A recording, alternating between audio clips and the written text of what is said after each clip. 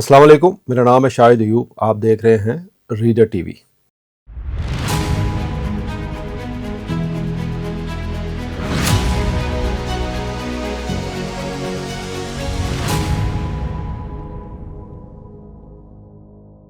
آج کی جو سٹوری میں آپ کو بیان کرنا چاہ رہا ہوں وہ ایک ٹرو سٹوری ہے، اور اس کا عنوان تھوڑی مشکل آئی مجھے ڈھونڈنے میں، لیکن میرا خیال ہے آپ بعد میں سجیسٹ کیجیے گا کہ میں نے نام صحیح رکھا یا نہیں. اسٹوری آف ایلیٹس، یا دوسرے لفظوں میں کہیے کہ story of a class room. آپ کو یاد ہوگا اور آپ سنتے آئے ہیں بچپن میں بھی اور آج کل بھی، جب کوئی ماں اپنے بچوں کو پوچھتی تھی کہ بڑا ہو کے کیا بنو گے، تو وہ دو چیزیں ہوتی تھیں. کچھ لوگ بچے کہتے تھے ڈاکٹر، اور کچھ بچے کہتے تھے پائلٹ. یہ دو پروفیشن ایسے تھے جو ہر بچے کی زبان پہ ہوتے تھے.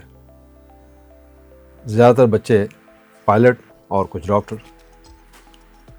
گویا کہ ان پروفیشنز کے بارے میں لوگوں کی بڑی ہائی ریٹنگ تھی اور ایک ہائی انڈرسٹینڈنگ تھی کہ یہ بڑے نوبل پروفیشنز ہیں، بڑے اچھے پروفیشنز ہیں. تھے بھی، اس میں کوئی شک والی بات نہیں ہے. تو ڈاکٹر تو بہت سارے لوگ بنے، پائلٹ بہت تھوڑے لوگ بنے. بیکاز جو لوگ پائلٹ بنتے تھے یا تو وہ ایئر فورس میں جاتے تھے یا پھر وہ پرائیویٹ کورس کرتے تھے، اور پرائیویٹ کورس جو تھا بڑا مہنگا تھا. اور یوں بھی سمجھا جاتا تھا کہ پائلٹ کی زندگی یہ کہ بڑی مشکل زندگی ہے، بڑی اس میں تھرل ہے، اور زیادہ تر لوگ اس میں نہیں جاتے تھے، بہت کم لوگ جاتے تھے. تو یہ سٹوری ریلیٹ کرتی ہے ایک گروپ آف پائلٹس کو.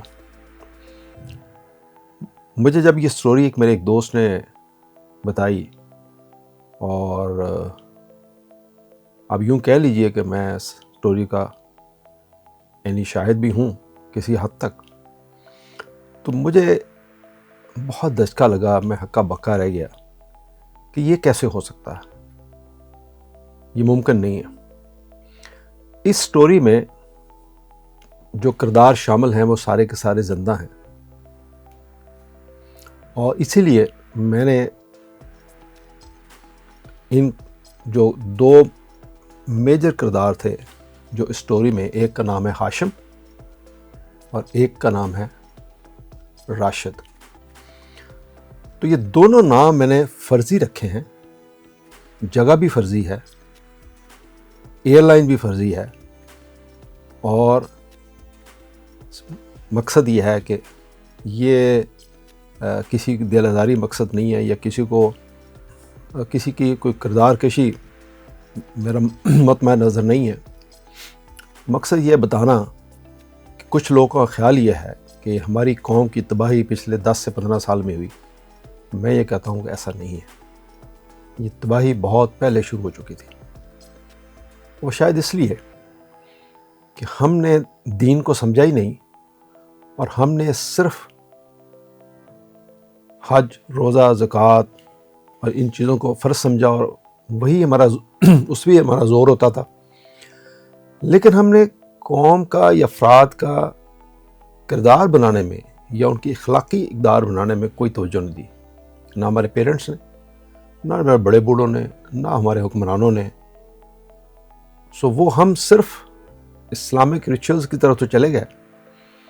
5 وقت کی نماز ہم نے مسجد میں پڑھی، لیکن ہمیں یہ نہیں سمجھ آیا کہ ہمسایہ کا کیا حق ہے، دوست کا کیا حق ہے، اخلاق کیا ہوتا ہے، سچائی کیا چیز ہوتی ہے، جھوٹ کیا ہے، امانت کیا ہے، ظلم کیا ہے. ہمیں ظلم کا مطلب ہی نہیں پتہ، انصاف کیا ہے، یہ ہمیں نہیں سمجھ آیا. تو چلتے ہیں اس سٹوری کی طرف. ایک ایئر لائن کو کچھ پائلٹس چاہیے تھے. انہوں نے ایک ایڈ دیا، بہت سارے لوگوں نے اپلائی کیا، اور ان میں سے 20 کے قریب لوگ سلیکٹ ہو گئے.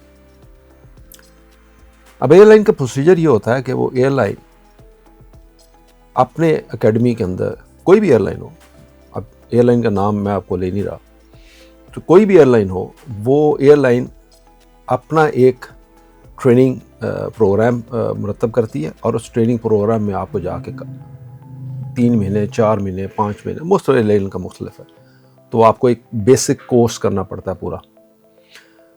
پھر اس بیسک کورس میں آپ وہ کورس پاس کرنا ہوتا ہے, اور وہ پہلی شرط ہوتی ہے کہ آپ اس ایئر لائن میں آگے چل کے کام کر سکیں گے. سو وہ 20 لوگ یا 20 لڑکے اس کورس میں انڈکٹ ہو گئے اور وہ سلیکٹ ہو گئے. اس میں سے ایک کا نام تھا راشد اور ایک کا نام تھا ہاشم. وہ کورس چلتا رہا. اس کورس میں جو ایک انسٹرکٹر تھا, اس میں کافی سارے انسٹرکٹر تھے جو پڑھاتے تھے, جو ان کا مین ہیڈ ٹیچر تھا, اس کے بارے میں یہ مشہور تھا کہ جب وہ پیپر بناتا ہے تو اس کی پیپر بنانے کے پیچھے جو لاجک ہوتی ہے وہ یہ نہیں ہوتی کہ وہ اپنے اسٹوڈنٹ سے یہ پتہ کرے کہ ان کو کیا آتا ہے. اس کے پیچھے اس کی لاجک یہ ہوتی ہے کہ ان اسٹوڈنٹس سے یہ پتہ کیا جائے کہ ان کو کیا نہیں آتا, ایک بات. دوسرا, اس کی کوشش یہ ہوتی تھی کہ میکسیمم اسٹوڈنٹس کو فیل کیا جائے. تیسرا, وہ جب پیپر بناتا تھا تو وہ ٹیکنیکلی پیپر آپ کہہ سکتے ہیں, کچھ لوگ کہیں گے ٹھیک ہے, یہ کچھ لوگ کہیں گے نہیں ہے, تو بجائے سوال سیدھا کرنے کے, اسٹریٹ کویسچن کرنے کے کسی بھی چیز کے بارے میں, وہ ہمیشہ انگلش کا سہارا لیتا تھا.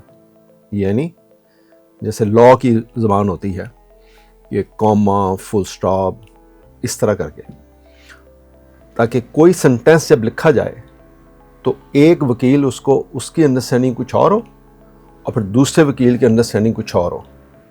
سو فیصلہ کس نے کرنا ہے؟ جج نے.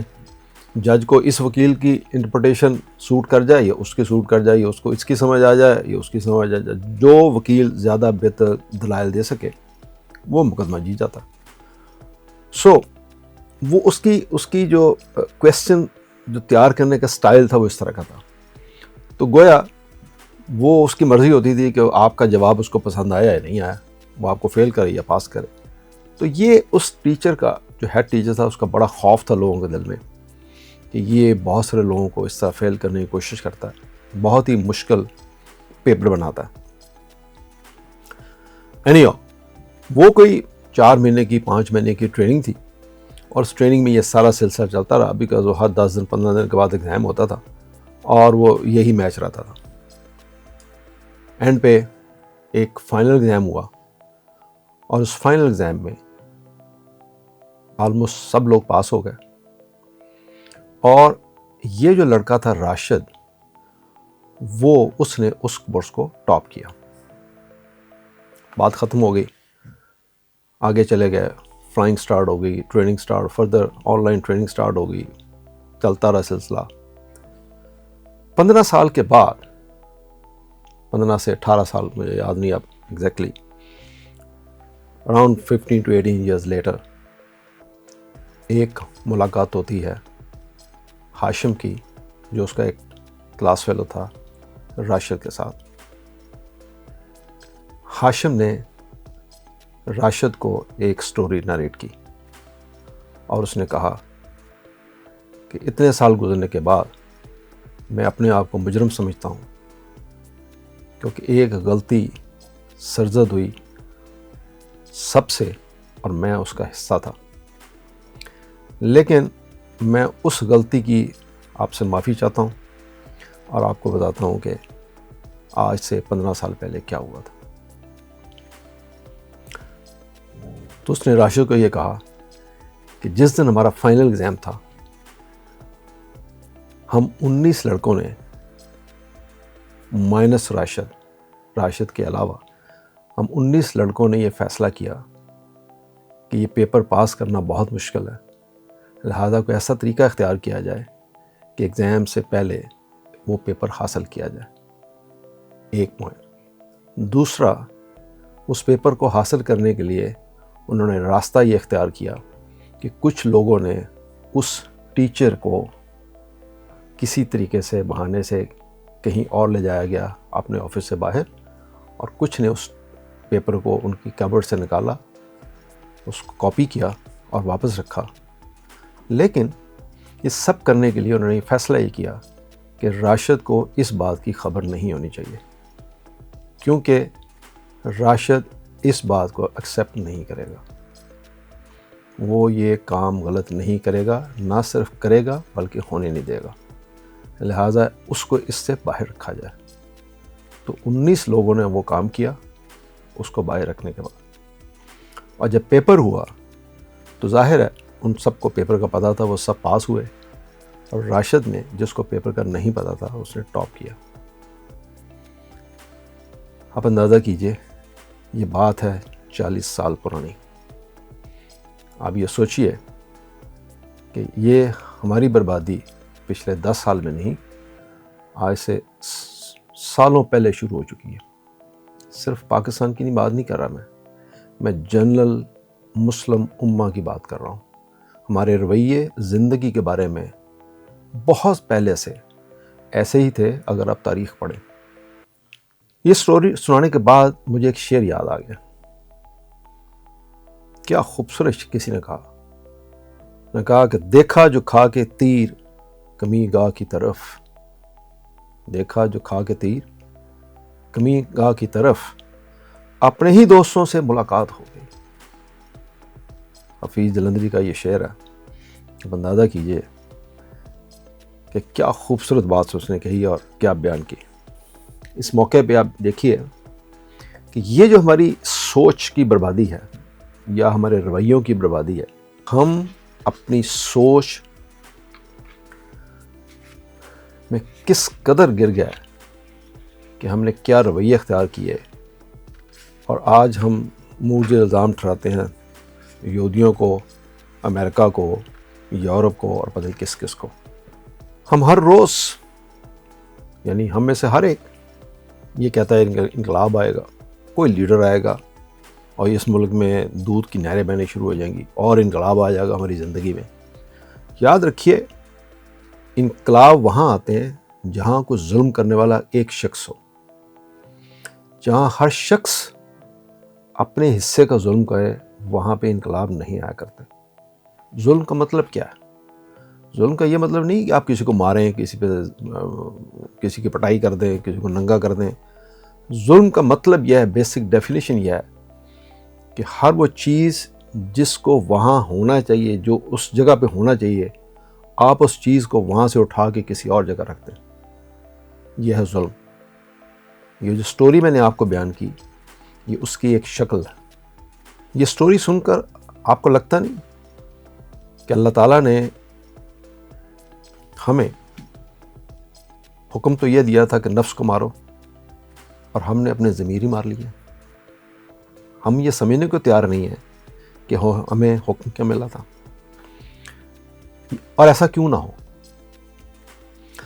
جب ہماری تعلیم کا بنیادی مقصد صرف اور صرف نوکری حاصل کرنا ہو، تو یاد رکھیے ایسی قوموں کے ہاں نوکری پیدا ہوا کرتے ہیں، رہنما یا انسان نہیں، اور نوکر صرف آدمی ہوتا ہے، انسان نہیں۔ کیا کسی نے کہا کہ آدمی کو بھی میسر نہیں انسان ہونا۔ اب ایسے دوست جن کا میں نے پہلے ذکر کیا، اور یوں کہیے کہ آج کل کی جو دوستیاں جو آپ دیکھتے ہیں، یہ دوستیاں ہیں کیا؟ میں یہ نہیں کہتا سارے اچھے بھی لوگ ہیں، ظاہر ہیں اچھے لوگ، پر بات تو میجورٹی کی ہوتی ہے۔ پھر آج کی دوستی ہے کیا؟ اگین ایک خوبصورت شعر کہتا، جب غرض ہوئی تب پوچھ لیا، جب وقت ملا تب یاد کیا۔ جب غرض ہوئی تب پوچھ لیا، جب وقت ملا تب یاد کیا، اور حقیقت کیا لکھوں اس دور کے مخلص یاروں کی۔ اب یہ دوستی ایسی ہی رہ گئی ہے۔ وجہ ہماری سوچ، ہمارا کردار، ہمارا اخلاق، ہماری تربیت۔ تعلیم کو آپ اس سے باہر رکھیے۔ وہ دوست جنہوں نے اپنے ہی کلاس میٹ کو نیچا دکھانے کے لیے یا اس کی سوچ کو نیچا دکھانے کے لیے کوشش کی اور ایک آسان راستہ اختیار کیا، وہ سب حاصل کرنے کے لیے جس کے لیے شاید ان کو محنت کرنے کی ضرورت تھی، ان کے لیے اس ویلاگ کے اینڈ پر، تاکہ وہ سوچ سکیں، اقبال کے 2 شعر، اور اس کے ساتھ ہی میں آپ سے اجازت چاہوں گا۔ جو کبوتر پر جپٹنے میں مزہ ہے اے پسر، جو کبوتر پر جپٹنے میں مزہ ہے اے پسر، وہ مزہ شاید کبوتر کے لہو میں بھی نہیں۔ غور کیجئے کتنا معنی خیز شعر ہے شباب اپنے لہو کی آگ میں جلنے کا نام، ہے شباب اپنے لہو کی آگ میں جلنے کا نام، سخت کوشی سے ہے تلخ زندگانی انگ میں۔ سوچئے اور کمنٹس میں لکھیے گا اس ٹرو سٹوری سے آپ نے کیا سیکھا۔ توجہ کے لیے شکریہ، اللہ حافظ۔